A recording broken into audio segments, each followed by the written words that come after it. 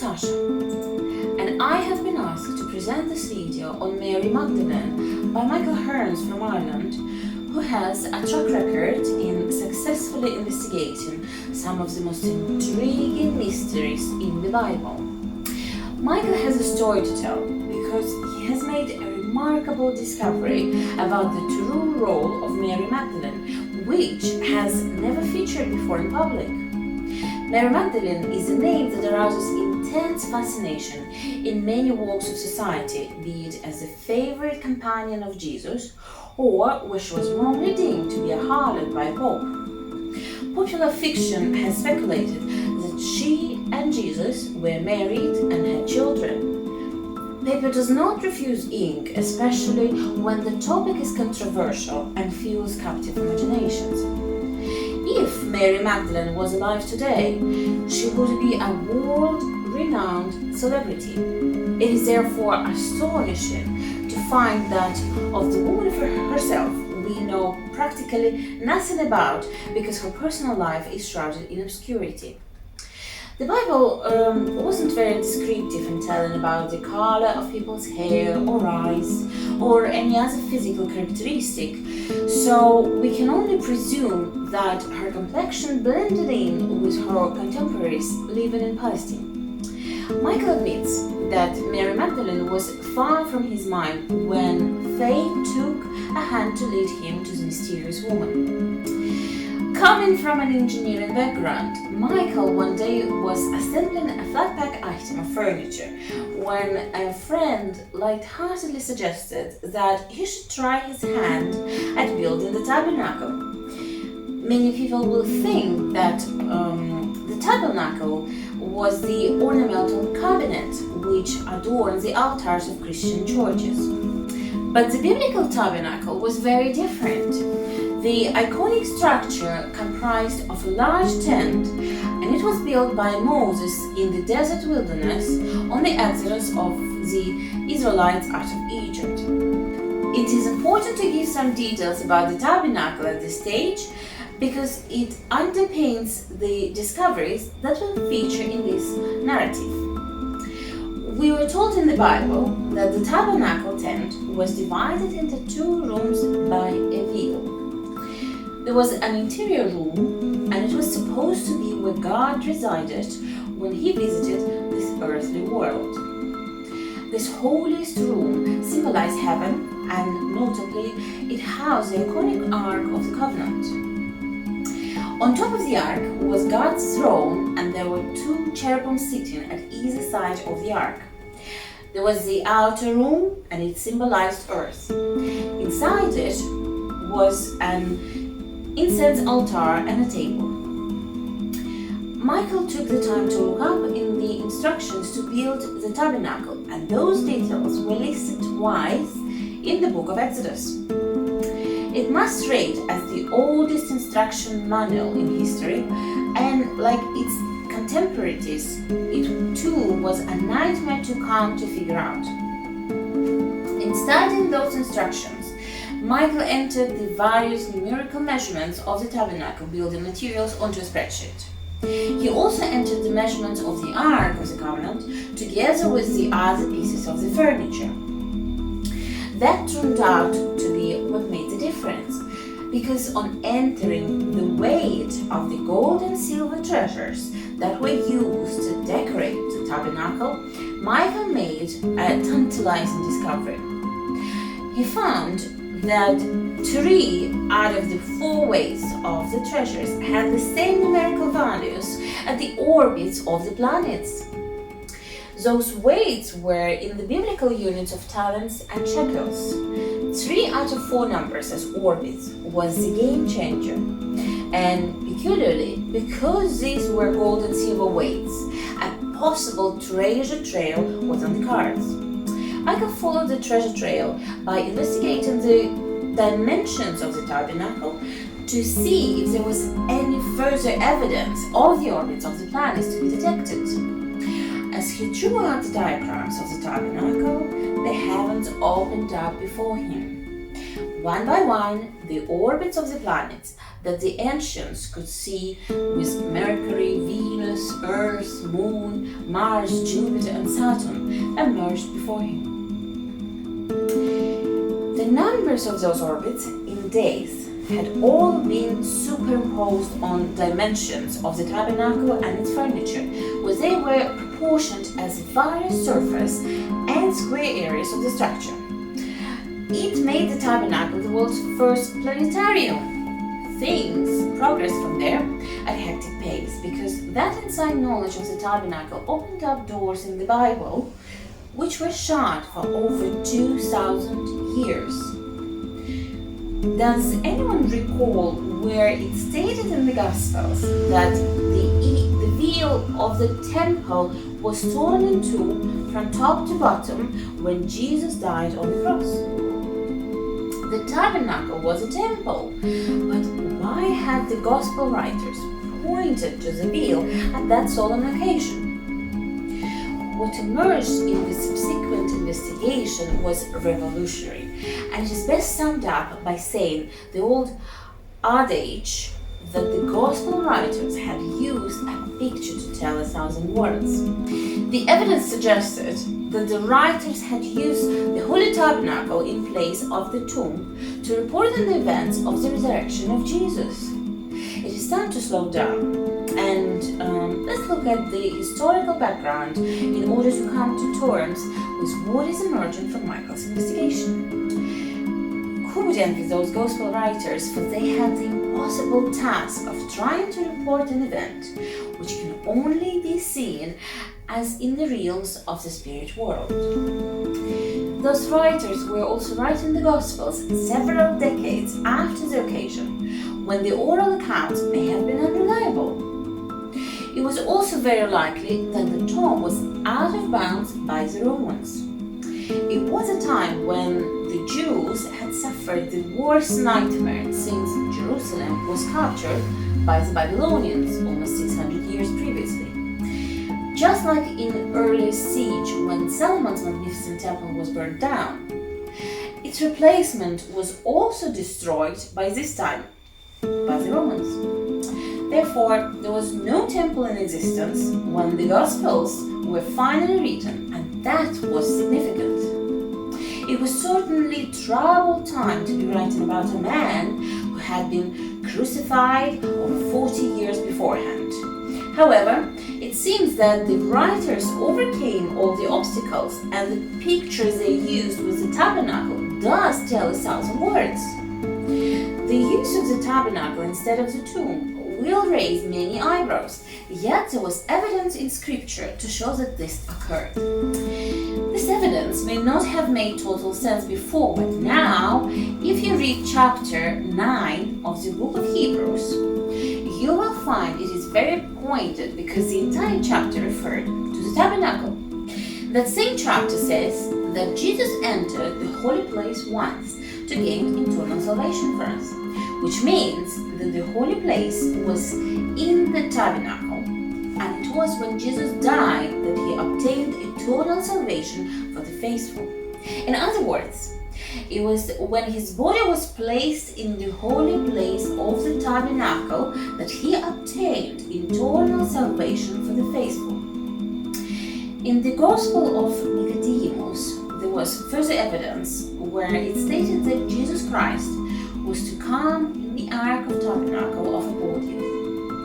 It could be said that the Gospel writers took Jesus at his word when he had earlier said, "Destroy this temple, and I will raise it up within 3 days." It was through the tabernacle temple that the writer showed how Jesus had risen from the dead. To add support to those statements, the hosts that symbolize the body of Christ are kept in a tabernacle which adorns the altars of Christian churches. This may be getting a little bit heavy, but it was necessary to at least let the evidence bubble to the surface. The implications of the tabernacle having been used as an image for the tomb is phenomenal because of what was concealed behind this enigmatic presentation by the Gospel writers. It showed that two very different stories were told by the writers about the events of the resurrection of Jesus. To get an example of the story that was on the surface, it is necessary to outline what happened in the Gospel of John. It is well known that every word and syllable that was written about the resurrection in the Gospels had been forensically pored over by scholars and the laity for 2,000 years. It therefore must sound incredulous to say that something momentous had been overlooked. Up to now, the whole scene at the tomb was cloaked in a divine mystical aura with shining angels performing miraculous feats. Because Michael is not religiously motivated, he felt he could outline those events without the influence of inbred preconceptions. It outlined in that Gospel of John that Mary Magdalene went to the tomb when it was dark and saw that the stone was removed. She must have looked inside the tomb because she was able to run to Peter and another disciple and tell them that the body of the Lord had been taken away. Peter and the other disciple then ran to the tomb. Peter went inside and saw only linen clothes and a head napkin wrapped separately. He and the other disciple then went home. In inverted commas, I need to read you a statement from the Bible. So it says, Mary Magdalene stayed outside the tomb weeping. She stooped down and looked in and saw two angels sitting at either end of where the head and feet of the body of Jesus had lain. As you can see, it seemed as if Peter and Mary Magdalene had looked into two different rooms. Now, let us tell the same story and see what emerges from behind the scenes when the tabernacle is used as a lens for the tomb. The cosmic data contained in the orbits of the planets made the tabernacle a virtual heaven on the Earth theater. This allowed the Gospel writers to report the mystical events of the resurrection in metaphysical representation. It had the capacity to resolve the anomaly with what Peter and Mary Magdalene saw, because according to the Bible, the tabernacle tent had a veil which divided it into two rooms. Therefore, we can again relate the story of the resurrection, but this time we will use the tabernacle as a metaphorical image for the tomb, in what Michael has called the tabernacle tomb. Mary Magdalene went to the tabernacle tomb at the rising of the sun and found the entrance already open. She looked inside what was the outer room of the tabernacle tomb, and she would have seen the linen clothes and assumed the body was gone. That was why she ran and told Peter and another disciple that the body of the Lord had been taken away. Peter and the other disciple then ran to the tabernacle tomb. Peter went inside the outer holy room where he saw the linen clothes and the head napkin. But behind the closed veil inside the tabernacle tent, the body of Jesus lay in the inner heavenly chamber. Not seeing beyond the veil, Peter and the other disciple then went home while Mary Magdalene stayed outside the tabernacle tomb weeping. It seemed that the rising sun hailed in the resurrection, and Jesus took down the veil to come out from the inner heavenly chamber into the earthly holy place, which was the outer room inside the tabernacle tent. It goes without saying that he would have put on the linen clothes and the head napkin and rubbed them in the form of a cloak and cowl. He then stepped outside the tabernacle tomb where Mary Magdalene was bowed down and blinded by her tears. After that, Mary Magdalene looked in, and with the veil withdrawn, she saw the two angelic cherubim sitting at either end of where the head and feet of the body of Jesus had lain in the inner holiest place. She turned around and saw Jesus, but did not recognize him because she thought that he was the gardener. Jesus called Mary by her name, and she responded by calling him Master. How straightforward it was to tell of the events of the resurrection through the lens of the tabernacle tomb. The picture has told 1,000 words, and it ended the confusion about why Peter just saw the clothes whereas Mary Magdalene saw the two angelic cherubim sitting in God's holiest chamber. People will wonder why the Gospel writers had not told us of this covert presentation with the tabernacle.